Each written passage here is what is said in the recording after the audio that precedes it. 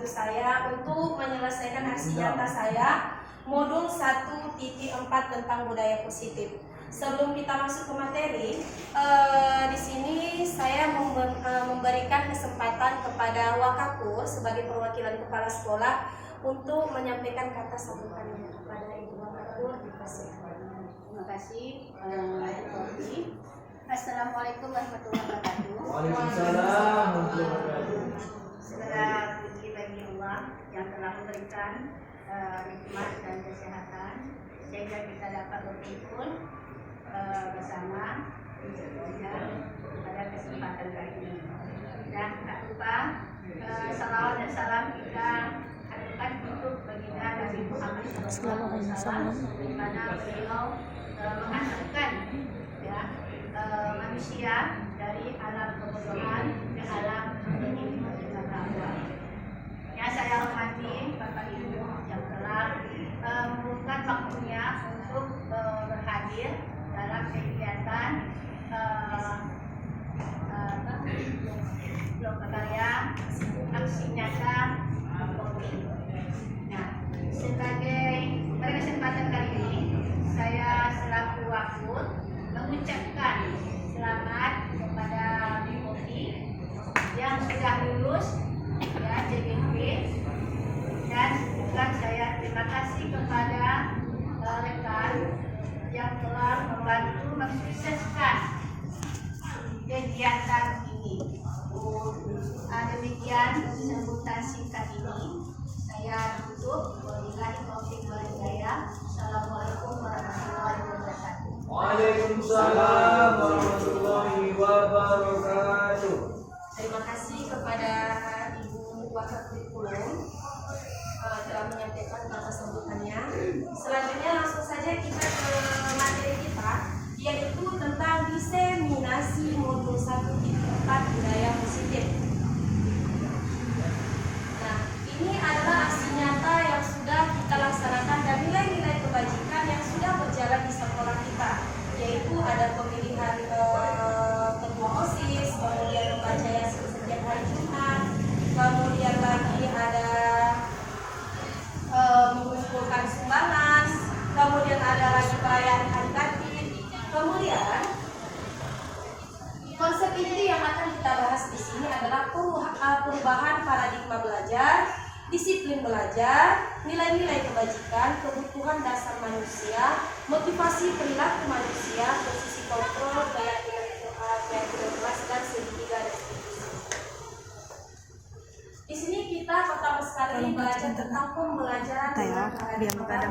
Mungkin ini agak janggal ya kita dengar bahasa-bahasa berdiferensiasi. Pembelajaran paradigma baru merupakan pembelajaran yang dirancang berdasarkan prinsip pembelajaran berdiferensiasi sehingga para peserta didik belajar sesuai kebutuhannya berdasarkan tahap perkembangan sesuai teori psikologi untuk mewujudkan profil pelajar Pancasila.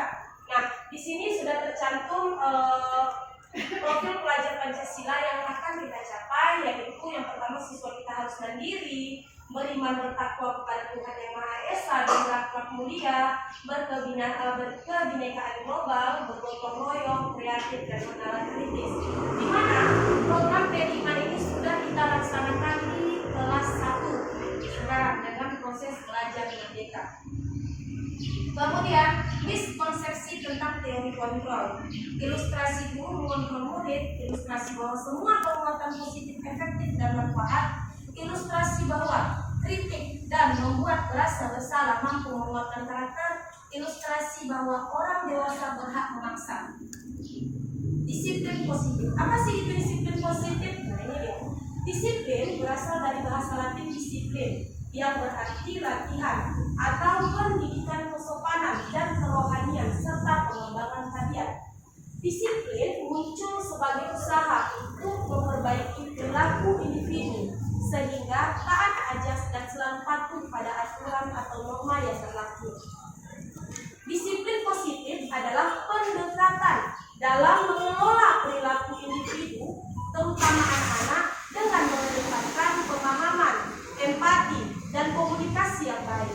Pendekatan ini berfokus pada memberikan pengarahan referensi yang sehat untuk mengajarkan individu tentang tanggung jawab dan akibat dari tindakan mereka.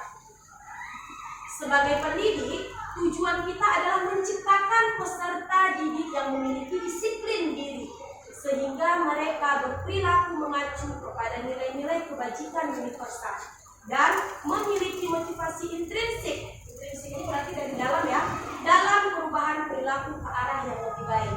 Jadi siswa kita selama ini mungkin disiplin mereka itu lebih banyak ke ekstrinsik, dimana jika dia dapat terlambat maka akan dihukum. Ini yang harus kita wujudkan di dalam diri siswa kita. Bagaimana disiplin itu berasal dari diri sendiri, bukan dorongan dari luar. Kemudian ada namanya nilai-nilai kebajikan. Nilai-nilai kebajikan adalah nilai-nilai yang disepakati bersama, lepas dari suku bangsa, agama, bahasa maupun latar belakangnya. Jadi ini adalah contoh-contoh nilai kebajikan dari institusi atau organisasi. Yang pertama, kalau profil pelajar Pancasila yang tadi sudah disebutkan, beriman dan bertakwa kepada Tuhan Yang Maha Esa, kemudian berkebinekaan global, gotong royong, mandiri, kreatif, dan bernalar kritis. Kemudian, menurut PYP, toleransi, rasa hormat, integritas, mandiri, menghargai, antusias, dan sebagainya. Dan kebajikan menurut keterampilan hidup atau life skill dapat dipercaya, lurus hati, mendengar yang aktif, tidak merendahkan orang lain dan memberikan yang terbaik.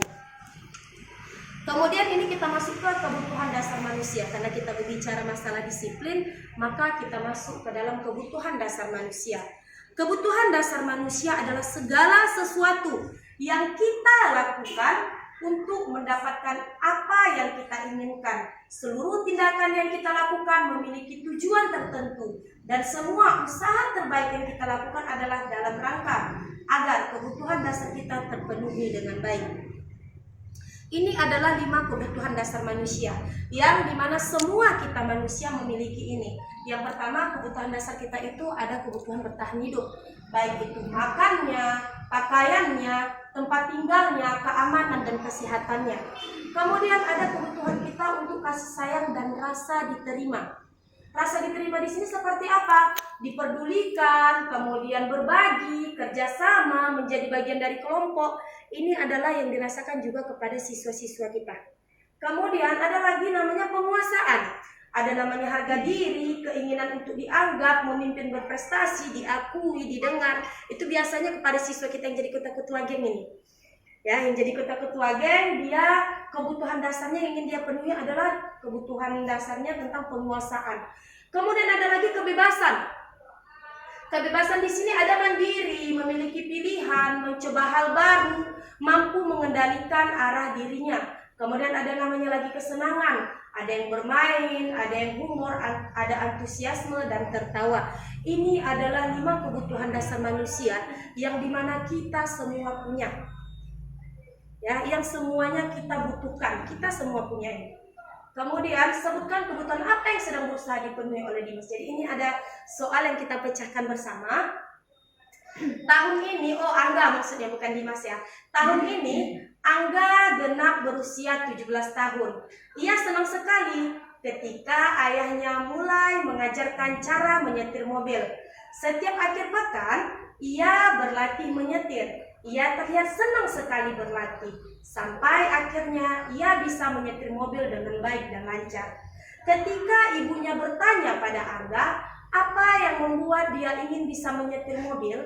Ketika jawaban Angga adalah seperti ini, kebutuhan apa yang ingin dia penuhi? Jadi di sini kita coba untuk mencari dari jawaban-jawaban si Angga, kebutuhan apa sih yang ingin dia penuhi? Ini ibunya bertanya.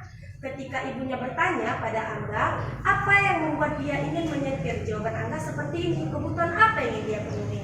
Ya, ada kebutuhan penguasaan, bertahan hidup, kesenangan, kebebasan, kasih sayang, dan rasa diterima. Jadi ini jawabannya Angga nih ya. Jawaban si Angga, menyetir mobil itu seru. Kira-kira menurut Bapak Ibu, dia ingin memenuhi kebutuhan dasarnya yang mana? Kesenangan ya, kesenangan. Menyetir mobil itu seru. Coba kita lihat betul nggak ya? Iya, betul sekali. Jawabannya kesenangan. Ya. Kemudian pertanyaan yang kedua, ibunya bertanya, yang tadi jawaban si Angga ini biar bisa bisa jalan-jalan naik mobil sama teman-temanku. Kira-kira ini kebutuhan apa? Kebebasan ya, kebebasan, bukan penguasaan ya, kebebasan. Coba kita cinta dan kasih sayang ya, cinta dan kasih sayang. Kenapa bisa cinta dan kasih sayang? Karena di sini biar bisa jalan-jalan naik mobil sama teman-temanku. Jadi biasanya kalau siswa kita ini bisa merangkul teman-teman untuk bisa diajak senang-senang, jadi dia merasa disayangi oleh teman-temannya ya. Kemudian ada lagi, aku merasa bangga dan keren. Penguasaan ya, penguasaan. Kira-kira ada yang punya jawaban lain? Bu Lisa? Penguasaan ya, penguasaan. Kebebasan ya Pak Kaya. Coba kita lihat kira-kira apa? Penguasaan ya, penguasaan. Kemudian ada lagi nggak ya pertanyaannya? Aku senang bisa pergi ke tempat-tempat yang aku suka. Kebebasan ya, kebebasan. Atau Mas Sita? Sama. Karena tidak ada lagi jawaban yang lain. Sama ada nggak kira-kira? Ya, dapat Kebebasan ya. Coba kita lihat dulu kebebasan. Iya, sekali kebebasan. Jadi ini adalah 5 kebutuhan dasar manusia yang tadi ada namanya kebebasan, kesenangan, cinta dan kasih sayang, penguasaan, dan kebutuhan bertahan hidup. Kemudian motivasi perilaku manusia. Nah, ini motivasi perilaku manusia yang saya jelaskan tadi. Ada 2 motivasi, yaitu ada motivasi ekstrinsik dan ada namanya motivasi intrinsik. Motivasi ekstrinsik itu yang kita tahu, X itu berarti dari luar, in itu berarti dari dalam ya. Ini yang ingin kita gapai, yaitu motivasi intrinsiknya, di mana siswa itu terdorong untuk disiplin positifnya itu berasal dari dirinya sendiri, bukan karena adanya hukuman atau adanya penghargaan ya. Di sini motivasi ekstrinsiknya yang pertama untuk menghindari ketidaknyamanan atau hukuman ya. Kalau misalnya kita terlambat, biasanya kita dihukum ya, biasa kita nih dihukum. Kemudian untuk mendapatkan imbalan atau penghargaan dari orang lain. Jadi siswa ini ada misalnya datang lebih cepat agar dipuji. Nah, agar dipuji, sebenarnya pujian penghargaan itu kalau dalam pendidikan kami itu disebut juga dengan hukuman. Sebenarnya itu disebut dengan hukuman karena anak akan terpacu melakukan sesuatu karena adanya karena adanya pujian atau imbalan tadi. Kemudian ada namanya motivasi intrinsik, ini yang berasal dari dalam. Motivasi intrinsik ini adalah untuk menjadi orang yang mereka inginkan dan menghargai diri sendiri dengan nilai-nilai yang mereka percaya. Jadi ini yang kita harapkan ada dalam diri siswa tanpa capek-capek kita harus menegur, kasih telambik setiap hari. Jadi ini maunya yang kita munculkan dalam diri siswa agar dia bisa motivasinya itu berasal dari dirinya sendiri. Kemudian ada namanya hukuman, konsekuensi, dan restitusi. Tentunya jika kita belajar tentang hukuman, kita belajar tentang motivasi, pasti ada hukuman. Yang hukuman yang saya merasa selama ini pun saya lakukan, hukuman, konsekuensi. Apa sih bedanya? Hukuman, konsekuensi, dan restitusi. Apa sih bedanya? Hukuman tidak terencana atau tiba-tiba. Tidak terencana atau tiba-tiba. Murid tidak tahu apa-apa yang akan terjadi atau tidak dilibatkan. Kemudian bersifat satu arah. Bersifat satu arah. Kenapa bersifat satu arah? Biasa bukan? Kutip sampah itu bersifat satu arah. Jadi kita mengarahkan muridnya tadi untuk menjalankan hukuman karena dia terlambat. Bersifat satu arah. Kemudian hukuman bersifat fisik atau psikis. Alhamdulillah kita di sini tidak pernah ya. Hukuman bersifat fisik atau psikis. Kemudian konsekuensi, ini perbedaan hukuman dan konsekuensi. Kalau konsekuensi terencana atau disepakati sesuai aturan. Kemudian murid tidak dibuat nyaman. Sikap guru selalu memonitor murid. Jadi sebenarnya kita di sekolah kita ini sudah ada yang namanya jika terlambat poinnya sekian ya Bu ya, ada kemarin kita tempel di dinding kita sebelah sini. Iya, tempel-tempel aja. Jadi itu sebenarnya namanya ternyata bukan hukuman, tapi konsekuensi. Saya pun baru tahu ternyata namanya konsekuensi. Kenapa? Karena terencana. Terencana, misal kita kalau kamu tidak masuk, kita kasih tahu sama siswa kalau kamu tidak masuk, maka kerjakan PR ini. Jika kamu tidak masuk minggu depan, maka PR ini harus kamu kerjakan. Tugas ini harus selesai. Berarti itu kan sudah terencana. Ternyata itu disebut dengan konsekuensi. Konsekuensi dari tindakan yang sudah dilakukan. Kemudian ada yang namanya restitusi. Restitusi ini yang disarankan oleh Kemdikbud kita, di mana proses menciptakan kondisi bagi murid untuk memperbaiki kesalahan, proses kolaboratif yang mengajarkan murid untuk mencari solusi sendiri. Jadi kita serahkan kepada siswa kita ini ketika dia membuat suatu masalah, misalnya berantem atau bertinju, kita panggil biasanya Bu Rina nih ya, dipanggil kita cari, kamu minta maaf sama ini. Ternyata kita selama ini kurang tepat, tetapi kita tanya kepada siswanya, kalau yang kami pelajari ya Bu, kita tanya kepada siswanya, menurut kamu solusi apa yang terbaik dari masalah ini? Jadi kalau kami di BK, Iya. memang tetap kami suruh gimana pemecahan masalahnya ini, apa yang harus kalian lakukan gitu kan. Memang harus kita kembalikan juga kepada mereka. Kita ajak musyawarah. Betul sekali, memang seperti itu Bu. Ternyata selama ini kita sudah menjalankan yang namanya restitusi, cuma kita nggak tahu kalau itu namanya restitusi ya Bu ya. Kalau saya selama ini biasanya memanggil siswa, minta maaf sama ini gitu kan, sama teman kamu ini, atau besok kamu jangan lagi pakai sepatu warna putih. Ternyata kita berikan solusi kepada anak-anak itu. Menurut kamu ini pantas nggak jika pakai sepatu putih berbeda dengan teman-teman kamu yang lain? Pantas nggak di sekolah kita? Nah, seperti itu Bu.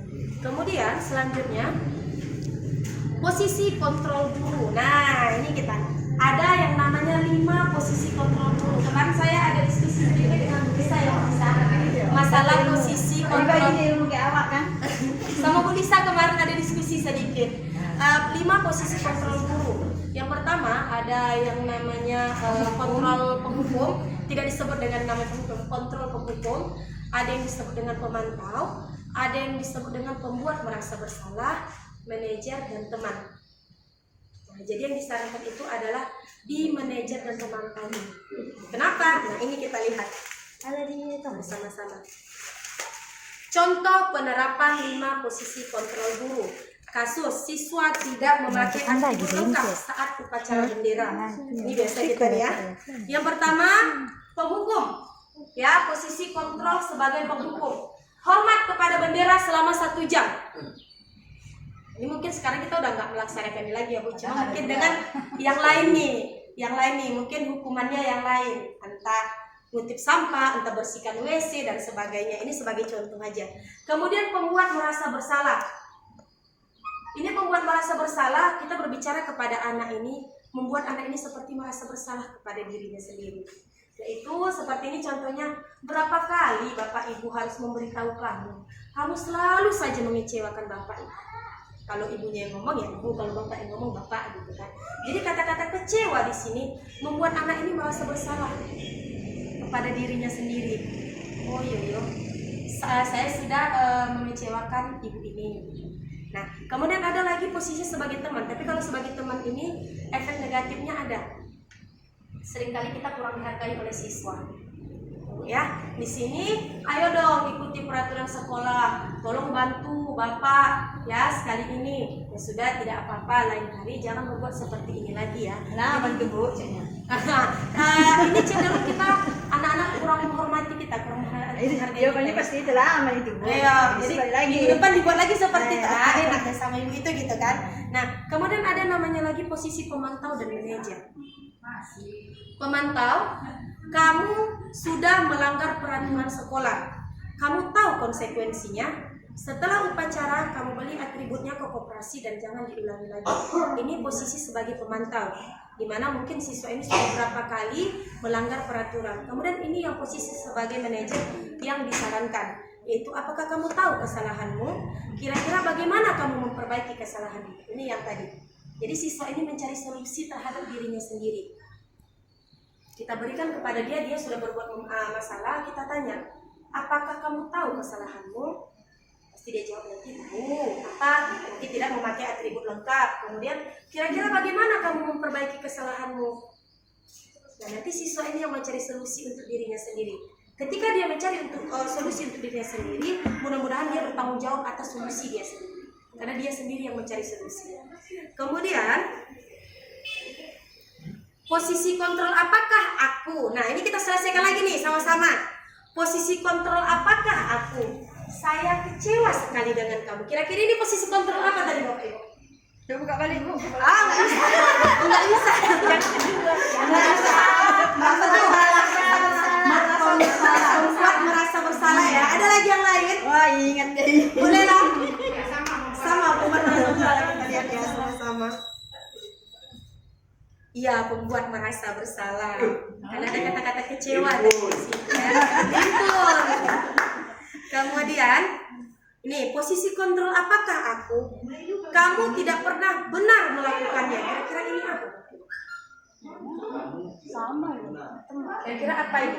Merasa bersalah juga. Kalau Bu Rina merasa bersalah ya. Kalau Bu Rahma kira-kira apa? Perintah tadi apa?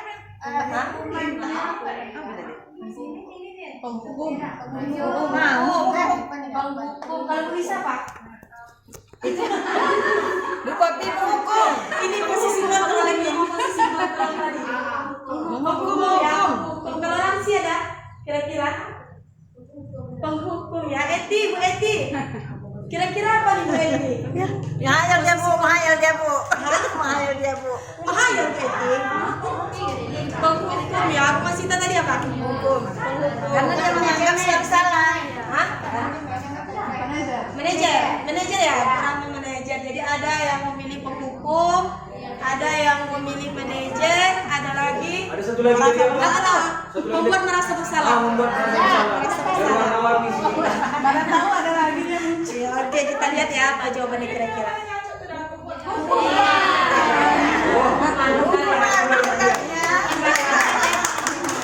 Oke, ada lagi kira-kira soalnya. Coba kita. Nah, ini lagi.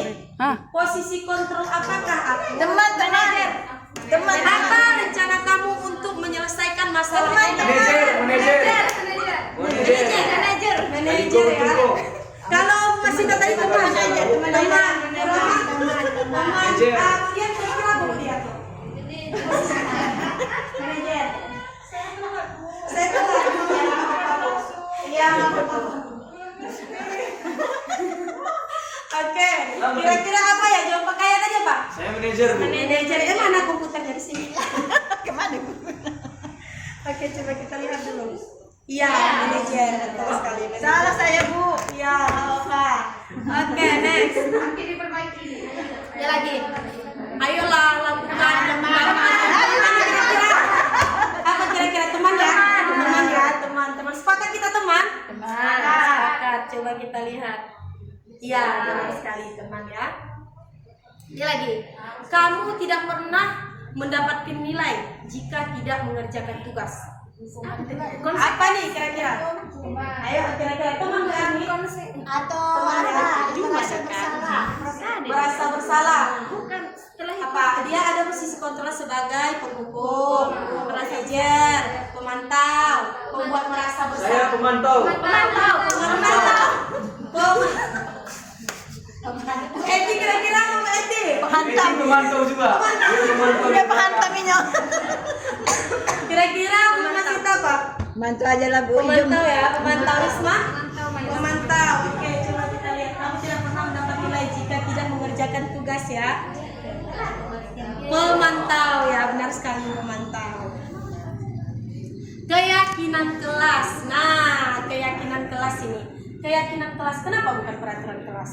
Kalau selama ini kita buatnya peraturan ya di kelas ya, peraturan di kelas. Kenapa sih harus keyakinan? Kenapa? Supaya bukan? mereka yakin mengerjakan peraturan tersebut. Kenapa kira-kira Bu Masita?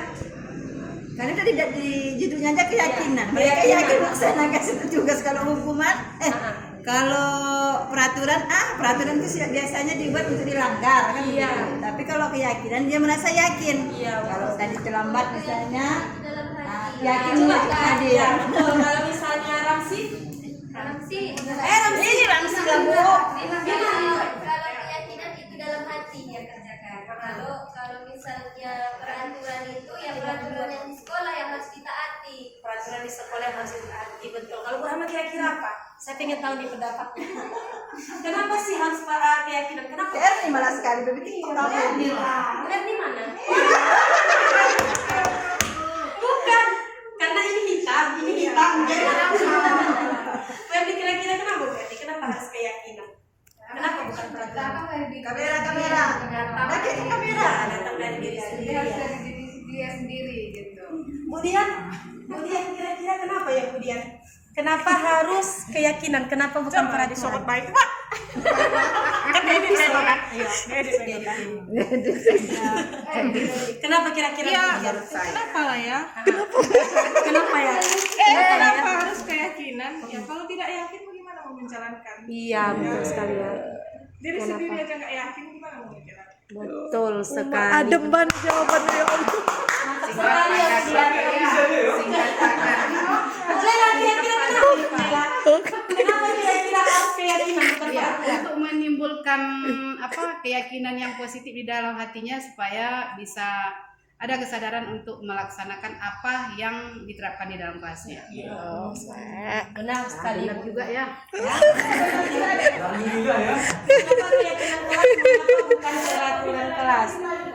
Nah, pembentukan keyakinan kelas betul sekali. Jadi kalau keyakinan kelas itu karena berdasarkan dari diri kita masing-masing. Kalau peraturan kelas biasanya itu guru membuat peraturan di kelas, dilarang merokok, dan cenderung kita sendiri yang membuat peraturan tersebut tanpa adanya diskusi dengan siswa kita. Jadi keyakinan kelas ini caranya seperti apa? Kita membuat peraturan bersama-sama dengan siswa kita.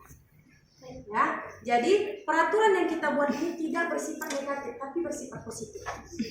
Kalimatnya ini bersifat positif, tidak bersifat negatif. Kalau selama ini kita membuatnya di peraturan kelas kita dilarang datang terlambat mungkin, atau jangan datang terlambat. Jadi itu bisa kita ganti dengan bahasa positifnya. Kira-kira apa ya Bu Masita? Kalau misalnya dilarang datang terlambat, kira-kira kalau kita ganti ke bahasa positifnya apa? Jangan datang terlambat. Berarti masuk kelas harus jam 7.45. Iya, masuk kelas jam 7.45 ya. Berarti kita hilangkan bahasa-bahasa negatifnya. Nah, kira-kira kalau misalnya lagi harus memakai baju seragam setiap hari, kira-kira bahasa positifnya itu apa? Wajib memakai baju seragam setiap hari. Jadi keyakinan kelas ini disusun oleh seluruh warga yang ada di kelas itu. Jadi caranya seperti apa? Ada step-stepnya. Kita memberikan kebebasan kepada siswa. Kira-kira apa sih kekhawatiran mereka ini masing-masing? Misal si A, Bu, saya khawatir karena dia ini masih membuli. Kan ada ketika di kelas, tulis di kertas. Atau anak-anak bisa kita suruh ke papan tulis kekhawatiran mereka masing-masing. Misal si B, Bu, siapa kok acep mencontoh PR misalnya, sering mencontoh PR misalnya kan. Kemudian tulis ke papan tulis. Nah, setelah ditulis ke papan tulis, nanti kan bahasa itu masih bersifat negatif semua. Kita ubah bersama-sama dengan siswa ke kalimat positif. Contoh misalnya, dilarang datang terlambat. Mungkin bisa kita ganti dengan datang tepat waktu. Atau misalnya dilarang membuang sampah sembarangan. Buanglah sampah ke tempatnya. Kemudian ada lagi dilarang meletakkan buku sembarangan, misalnya letakkan buku pada tempatnya, seperti itu. Jadi kalau keyakinan kelas itu dia paling banyak kalau bisa hanya 7 saja. Jadi kalau kita seperti kami nih kelas 3 di kelas 1 itu peraturan kelas kami itu ada entah 12. Jadi sebenarnya 7 aja sebenarnya. Kenapa? Karena agak mudah diingat oleh anak. Iya, jadi misalnya lagi, Bu, si ini suka mengganggu saya. Bu, ini suka membuli, itu kan bisa kita masuk ke dalam satu kalimat, saling menghargai teman. Atau misalnya saling menyayangi dengan teman. Nah, itu kan sudah masuk tuh, misal si ini membuli, si B membuli si A. Kemudian si sering menolak-nolakkan kepala, sering mengejek-ngejek, itu kan sudah masuk dalam keyakinan kelas yang misalnya menghargai teman, saling menyayangi teman. Jadi itu yang disebut dengan keyakinan kelas. Nanti kita sepakati bersama-sama dengan siswa. Setelah dibuat, diganti menjadi kalimat positif, dibaca lagi, kemudian disepakati dengan siswa sampai ditandatangani oleh siswa.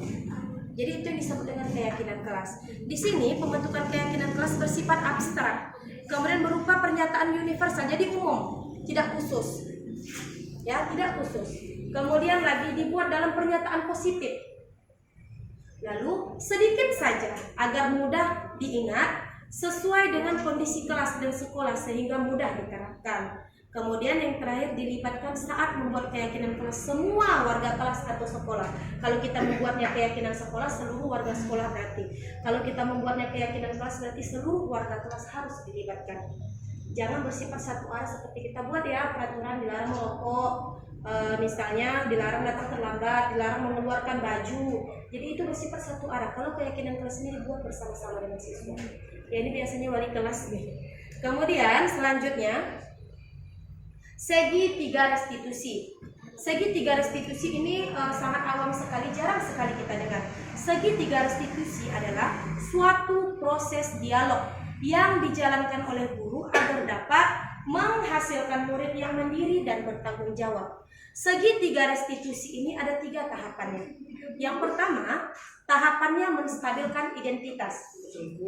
Jadi ini ketika siswa kita bermasalah, kita panggil, jangan langsung kita salahkan si siswa ini.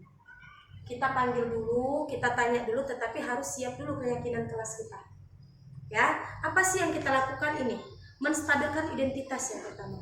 Berdasarkan prinsip membuat kesalahan adalah bagian dari proses pembelajaran. Ini yang disebut dengan menstabilkan identitas. Apa kata-kata yang kita gunakan atau kalimat yang kita gunakan untuk menstabilkan identitas siswa ini tadi? Kalimat yang kita gunakan yaitu yang pertama, berbuat salah itu wajar. Ini bisa ibu ganti nanti, nggak harus ini kalimatnya. Berbuat salah itu wajar. Kemudian, tidak ada manusia yang sempurna. Lalu apa lagi? Bapak ibu juga pernah melakukan itu. Lalu bapak ibu tidak mau mencari siapa yang salah, tetapi bapak ibu ingin mencari solusi dari permasalahan ini. Kemudian, kamu berhak merasa begitu. Jadi misalnya mungkin ada siswa kita antara si A dan si B berantem, itu jangan langsung kita salahkan si A, jangan langsung kita salahkan si B, tapi kita panggil dulu satu-satu. Kalau dalam pendidikan kami itu siswa ini jangan dihadapkan dulu, tapi satu-satu dulu dipanggil, kemudian dicari solusinya. Siapa misalnya bertinju, si ini yang meninju ini dipanggil dulu. Kenapa kamu meninju? Mungkin si ini membuli si A tadi, si B membuli si A. Jadi kita stabilkan dulu identitasnya. Tanya, ibu juga pernah merasa, ibu juga pernah salah kok, ibu juga manusia biasa, kamu juga manusia biasa. Jadi anak ini agak lebih lapang mungkin hatinya ketika kita berbicara seperti itu. Nah, kemudian ada yang namanya validasi tindakan yang salah. Setelah kita lakukan menstabilkan identitas, kita lanjut ke validasi tindakan yang salah. Validasi tindakan yang salah adalah berdasarkan prinsip setiap perilaku berupaya memenuhi kebutuhan tertentu. Nah, apa itu? Yang pertama, kamu pasti punya alasan mengapa melakukan hal itu. Terkadang siswa kita ini melakukan suatu hal itu pasti punya alasannya. Ya kan, pasti punya alasannya. Dia datang terlambat, pasti punya alasan. Entah dia yang anak broken home, tidak ada yang membangunkan dia pagi-pagi, atau misalnya lagi si anak ini misalnya datang terlambat karena nggak ada kendaraan, ketinggalan bus, bermacam, atau mungkin dia kerjanya sampai malam. Jadi anak-anak ini macam-macam latar belakangnya sebenarnya. Kemudian yang kedua, padahal kamu mungkin bisa berbuat yang lebih buruk dari ini. Nah, ini nggak boleh ya kita pakai. Ini harusnya lebih baik. Ini nggak boleh kita pakai. Kemudian kamu patut bangga karena telah melindungi sesuatu yang penting buatmu. Kenapa ini kita kata-kata seperti ini, kalimat seperti ini? Karena ketika misalnya anak ini biasanya berantem gara-gara dibully, misalnya ya, dibully, pasti anak ini akan melawan. Nah, ini yang perlu kita korek dari anak. Kenapa kamu melawan? Karena bukannya dia dibully. Nah, dia ingin melindungi harga dirinya. Kemudian ada lagi yang namanya kamu melakukannya karena mempertahankan sesuatu yang penting bagimu. Jadi ini kalimat-kalimat ini bisa kita gunakan untuk menyelesaikan masalah yang ada pada siswa kita. Nggak harus ini ya Bapak Ibu, boleh diganti.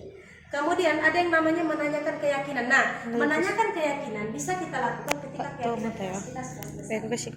Ya, menanyakan keyakinan berdasarkan prinsip teori kontrol bahwa pada dasarnya kita termotivasi secara intrinsik. Apa keyakinan kelas kita? Jadi ini ketika kita tadi saya sebutkan kita membuat keyakinan kelas saling menghargai teman, contohnya sudah kita buat nih saling menghargai teman. Kemudian tiba-tiba dia berantem, dia bertinju. Berarti dia sudah tidak menjalankan keyakinan kelas yang sudah dibuat tadi. Jadi ini kita tanya kepada dia, apa keyakinan kelas kita? Dan nanti dia menyebutkan saling menghargai teman. Nah, di sini nilai-nilai apa yang telah kita sepakati bersama? Kemudian seperti apa gambaran sebuah kelas yang ideal untuk kamu? Kemudian lagi kamu ingin menjadi orang yang seperti apa? Ini bisa diterjemahkan dalam penerapan segitiga restitusi. Tetapi ini nggak harus menggunakan kalimat ini ya Bapak Ibu, boleh diganti dengan kalimat-kalimat yang lain tergantung masalah siswa kita. Kemudian contoh penerapan segitiga restitusi. Jadi ini adalah contoh penerapan segitiga restitusi. Kita salin dulu linknya.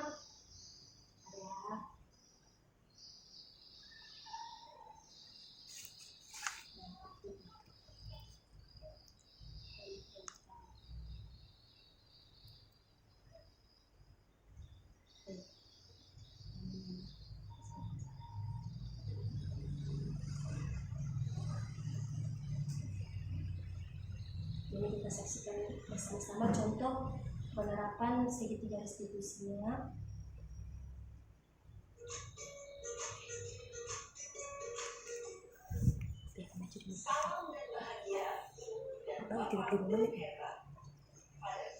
Berapa menit? 1 jam.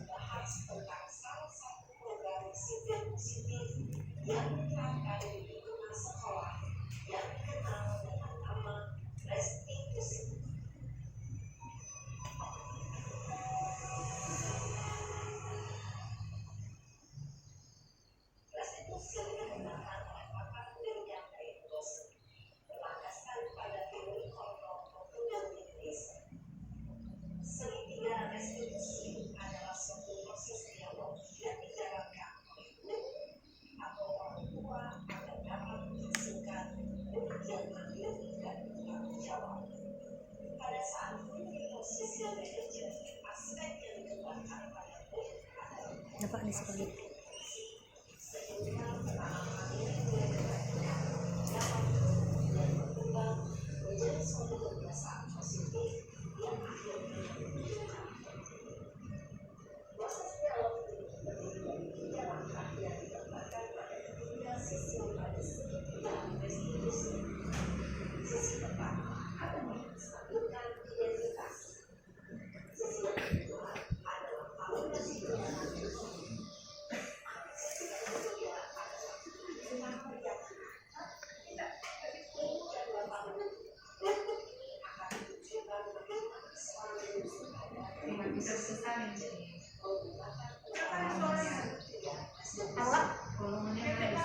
Ada full, psiko full.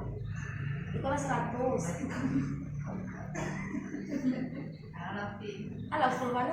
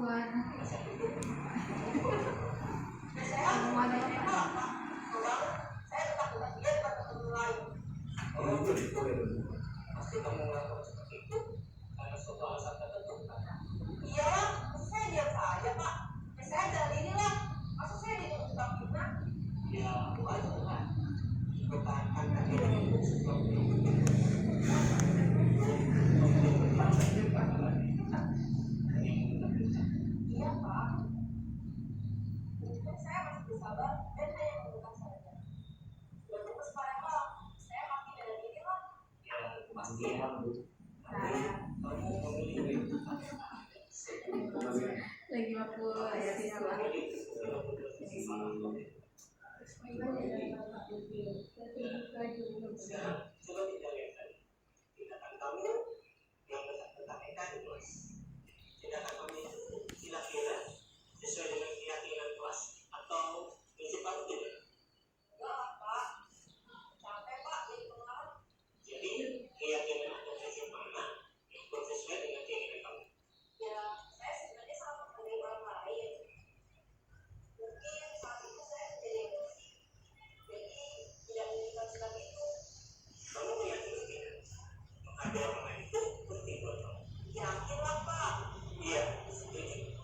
Kita harus saling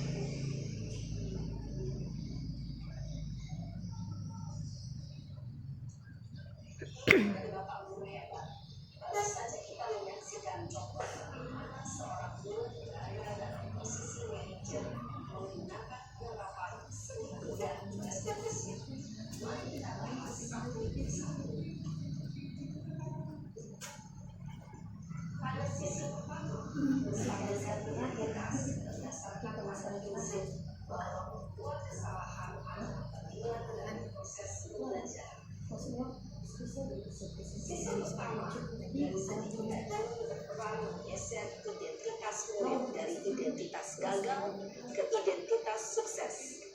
Murid yang sedang bertingkah laku yang tidak pantas atau menarik diri saat itu sedang mengalami identitas gagal.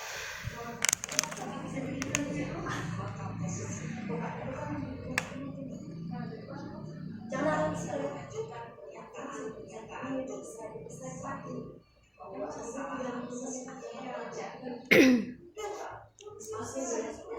sebagai pengalaman cuma pengalaman cukup saja.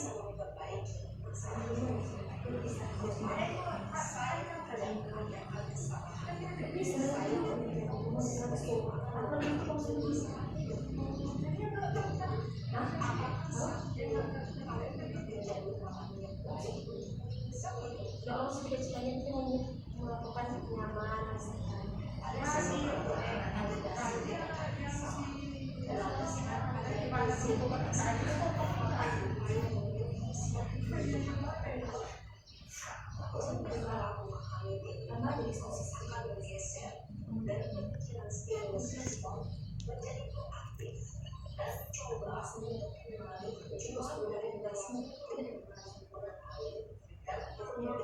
Beko kalau misalnya ada 1 jam itu karena KM.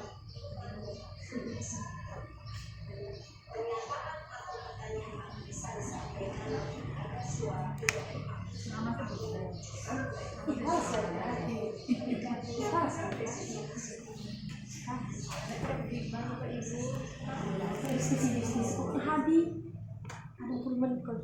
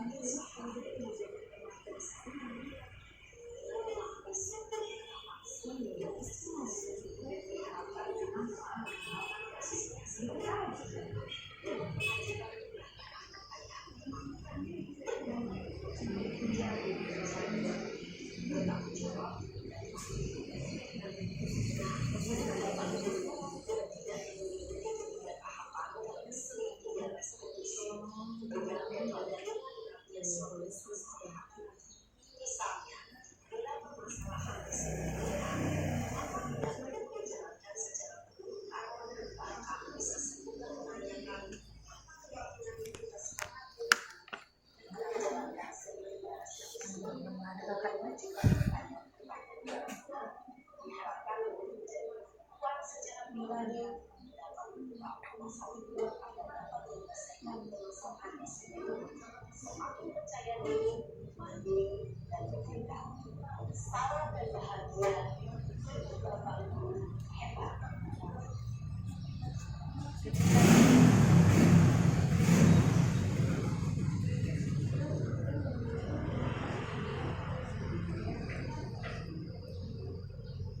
Nah, baru saja kita menyaksikan praktek segitiga restitusi yang tadi sudah ada contohnya, sudah ada aplikasinya. Nah, ini adalah slide terakhir kita di praktek contoh praktek segitiga restitusi tadi. Gimana Bapak Ibu? Kira-kira segitiga restitusi yang sudah ditampilkan tadi bisa kita terapkan di sekolah kita atau seperti apa, atau berbagi pengalamannya Bapak Ibu bisa? Bagaimana bisa? Oh ya, Bu Erni, coba Bu Erni, bagaimana kira-kira bisa nggak ya kita terapkan segitiga restitusi? Ya, sebetulnya tergantung siswa sekolah itu gurunya. Kalau sama-sama kompak, sama-sama saling bahu mungkin bisa lah seperti itu. Betul sekali. Jadi sebenarnya dari segitiga restitusi ini yang diharapkan kita kolaborasinya ya. Iya. Kolaborasinya antara guru, kemudian kepala sekolah, kemudian lagi warga sekolah seluruhnya.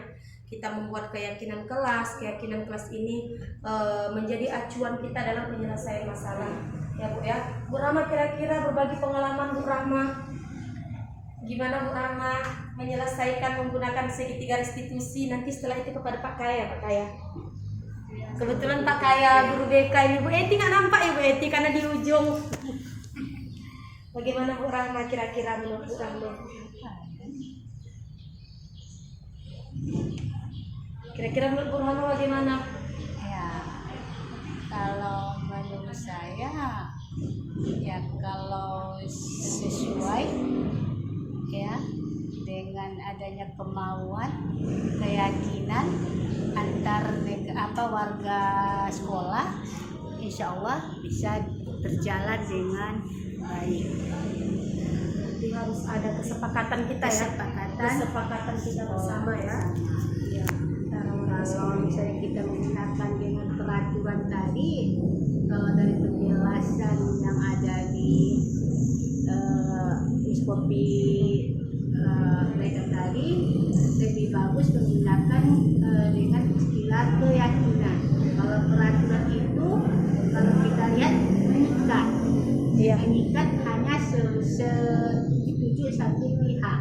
Kalau keyakinan tadi itu semua warga sekolah, baik itu siswanya, baik itu gurunya, kepala sekolah. Kolaborasi semua tadi juga ya Bu Rahma. Jadi lebih bagus lagi dijalankan. Jadi harusnya banyak yang sudah kita perbaiki, yang kita kurang tepat selama ini ya. Yang biasa kita membuat peraturan yang kita bersifatnya satu arah, cenderung memaksakan keinginan kita kepada siswa. Mulai kita istilahnya memperbaiki yang kurang tepat selama ini dengan membuat mungkin keyakinan kelas setiap kelas gitu ya Bu Rahma ya. Pak Kaya, kira-kira Pak Kaya? Baik, Bu Popi, sesuai dengan apa yang ada di video yang ditayangkan oleh Bu Popi tadi, bahwa benar di sekolah kita juga melaksanakan kegiatan yang seperti itu tadi. Apabila ada persoalan, maka siswa yang kita panggil itu kita tanyakan kembali bagaimana keinginannya untuk menyelesaikan permasalahan yang dihadapinya dengan temannya yang saling melakukan suatu kesalahan gitu. Sesuai juga di sekolah kita melaksanakan apa yang sudah diterapkan oleh video yang ditayangkan oleh Miss Popi tadi.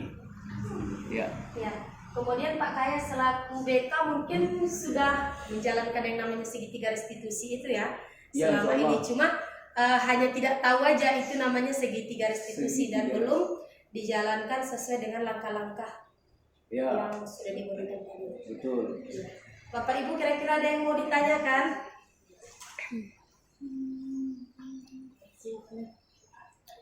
Bapak Ibu kira-kira ada yang mau dipertanyakan?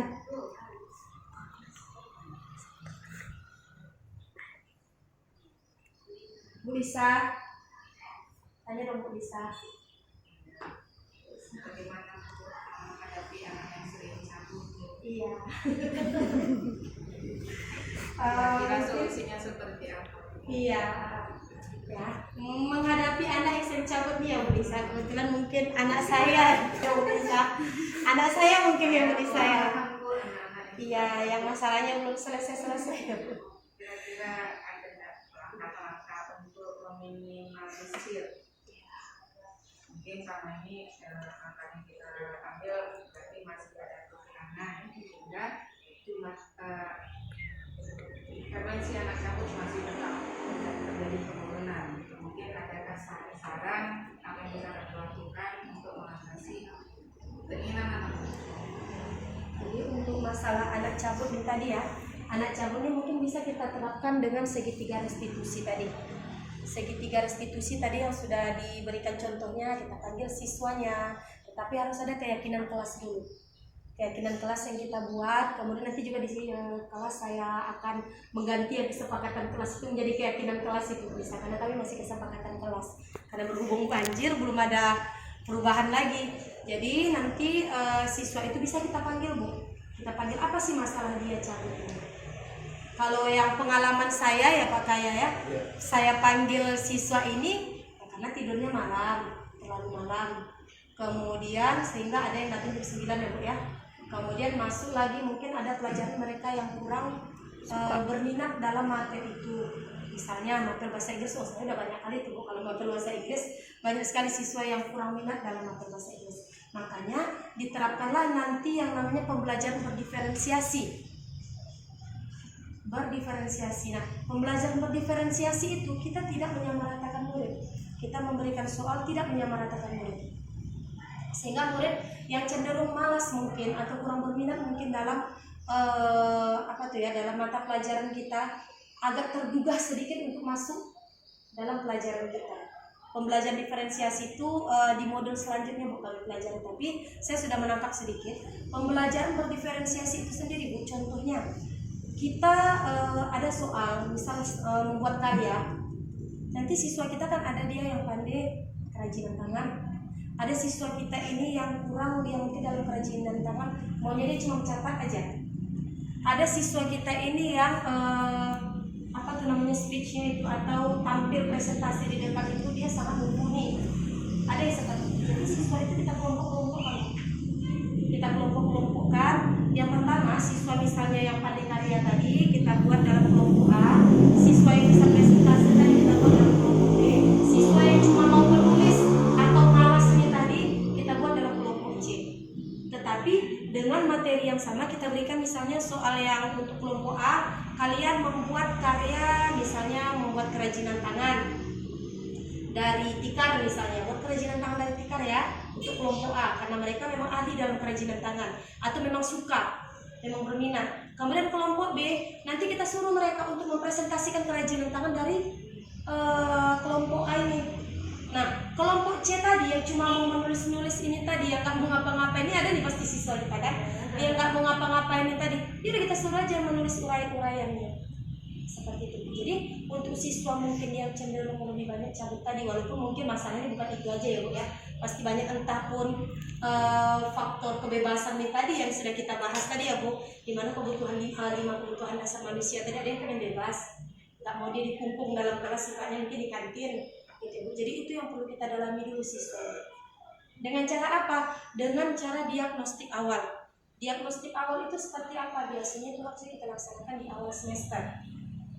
Ya, awal semester kita masuk dengan memberikan mungkin angket kepada siswa kita ini, minat mereka ini dalam apa.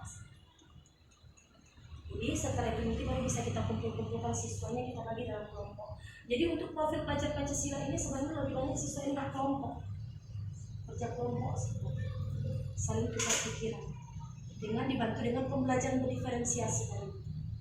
Bukan berarti kita menyiapkan misalnya ada 10 macam karakter siswa dalam kelas terus kita siapkan bermacam-macam soal, tidak. Tetapi seperti kita kelompok-kelompok ada siswa kita ini yang maunya cuma nulis sedikit, udah bagi-bagi nanti yang ini misalnya nomor 1 nulisnya, yang ini nomor 2, seperti itu sih. Jadi solusinya untuk yang cabutnya kita panggil dulu. Oh, kebetulan udah capek juga kemarin ya Bu ya. Dipanggil dulu, dicari. Tapi ini akan saya terapkan juga Pak Bu kepada siswa saya yang khususnya yang 2 itu ya. Yang 2 yang tercinta itu akan saya panggil lagi. Saya ingin terapkan ini. Coba pakai yang ini dulu. Kebetulan kita Banjir mau sempat nerapkan ya Bu ya.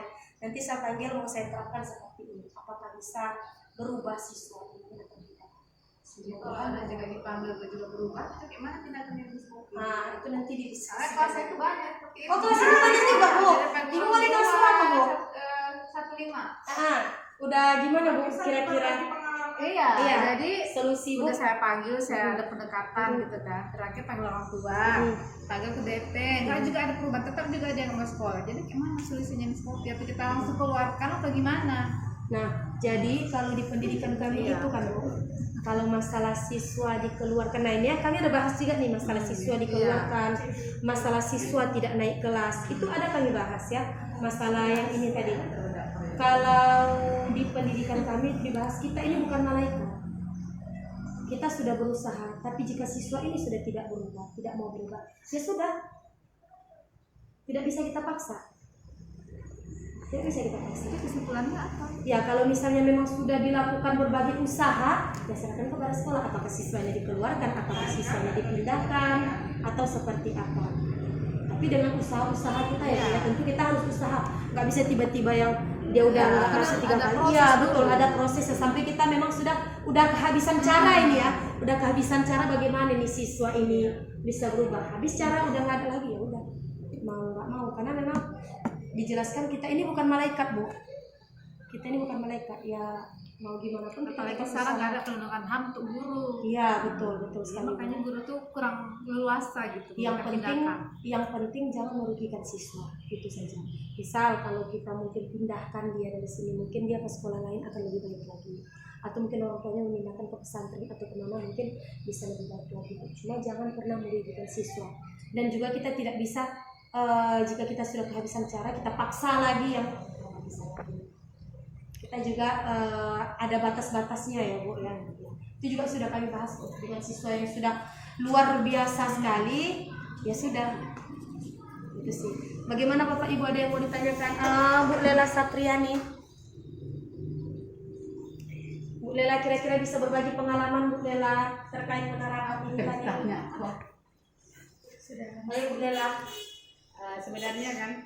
Sebenarnya kami guru-guru senior yang memang mungkin jauh ya dari pengetahuan. Kalau dari saya sendiri itu saya membandingkan selalu dengan siswa dulu dengan siswa sekarang, tapi beda zaman itu aja. Kenapa timbul pertanyaan, kenapa siswa dulu itu lebih patuh sama gurunya, dan kenapa siswa sekarang itu jauh dari kepatuhan? Mungkin karena perbedaan zamannya. Cuman yang saya lihat di sini itu, kalau di sini saya lihat kurang mengaitkan dengan kurang mengaitkan dengan keagamaan. Nah, apabila mungkin kita mengaitkan dengan keagamaan sehingga tidak ada kata-kata kita menyerah. Mungkin anak itu di rumah itu kurang seperti itu, ataupun sudah ada seperti itu mungkin di lingkungannya membuat anak itu menjadi susah kita atur. Tetapi apabila setiap pelajaran itu yang kita selipkan tentang keagamaan, mungkin anak itu kalau memang kita harapkan berubah 100% itu mungkin jauh, tetapi setidaknya adalah pengaruh. Itu yang pertama. Yang kedua, apakah bisa setiap sekolah kita terapkan seperti yang itu Popi jelaskan tadi? Apakah bisa kita terapkan, terutama ya kita lihat di sekolah kita ini.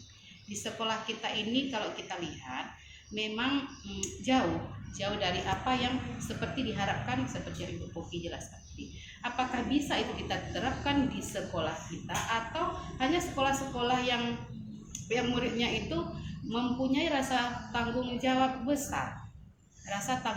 Karena kita punya perbandingan, karena kita punya perbandingan sekolah kita dengan sekolah lain, atau ada anak kita di luar, kita akan membandingkan seperti itu. Kenapa bisa sekolah saya seperti ini, kenapa sekolah anak saya itu bisa mampu seperti itu, dituntut oleh sekolahnya, sehingga ada rasa bertanggung jawab, bukan rasa takut nih sekarang, rasa tanggung jawabnya, rasa disiplinnya, bukan rasa takut karena dihukum, bukan, rasa tanggung jawabnya dengan biaya yang sangat mahal, atau ada pengaruhnya dengan biaya yang tidak berbiaya mungkin sehingga anak-anak kita mudah mengkesampingkan segala aturan-aturan atau keinginan-keinginan yang kita inginkan. Saya rasa itu saja. Terima kasih Bu Lela Sapriani atas tanggapannya ini. Nah, jadi betul sekali ya, saya sampai tidak terpikir gitu Bu Lela, yang mungkin siswa kita yang di luar ini disiplin karena memang ada biaya. Memang ada biaya, jadi dia mungkin memikirkan orang tuanya yang mengeluarkan biaya di daerahnya, di kampungnya, sehingga dia mungkin karena tempat kita juga free ya Bu ya. Jadi tapi kita tidak terlepas dari usaha tadi ya Bu ya, tetap kita usahakan, mudah-mudahan yang ini bisa kita terapkan di sekolah kita juga, bisa kita lakukan di sekolah kita, dan anak-anak kita tadi bisa berubah sesuai dengan kodratnya masing-masing. Sebenarnya anak-anak itu punya kodrat zaman dan kodrat alamnya. Kami bahas itu ada kodrat alam dan kodrat zaman. Kalau kodrat alam itu itulah minat dan bakat siswa itu sendiri yang ada dalam dirinya. Kodrat zaman itu itulah dia berkembang sesuai dengan zamannya. Ya, yang kata Bu Lela tadi mungkin beda zaman dulu sama zaman sekarang ya. Ada lagi Bapak Ibu yang mau ini bertanya? Mereka cukup? Cukup ya.